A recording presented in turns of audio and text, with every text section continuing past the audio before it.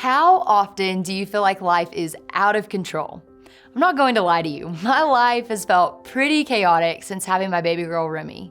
It's ironic because in this specific chapter of the book, I share how I'm feeling leading up to her birth. It's a little funny to think at the time I was so stressed out about maternity leave and making sure Will and I's hospital bags were packed. I just thought things were out of control then. Nothing about Remy's arrival was planned.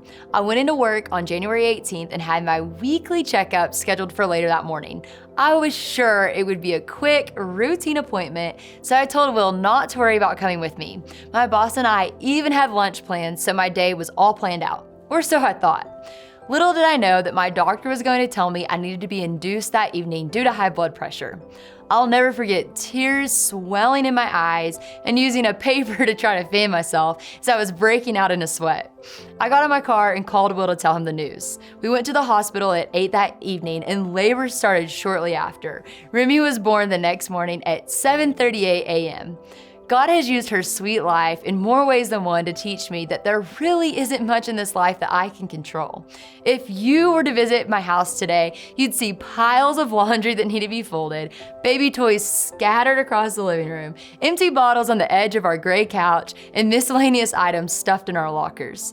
It's become clear that everything I once thought I had control over was actually never mine to control. In this stage of Remy's life, I don't even have control over the hours that I sleep. I can plan and prepare all I want, but it doesn't mean that my plans are going to play out accordingly. I have had no other option other than to surrender this season of my life over to Him. The freedom that has come with that has been so healing.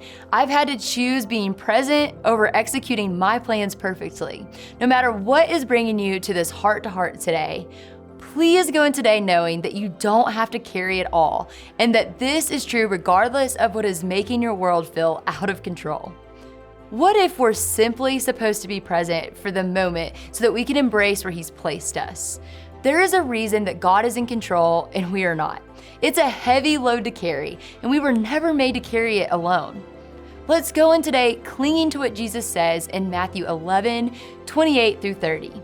He says, "Come to me, all you who are weary and burdened, and I will give you rest. Take my yoke upon you and learn from me, for I am gentle and humble in heart, and you will find rest for your souls. For my yoke is easy and my burden is light." Friend, lighten your load today. God has got you covered.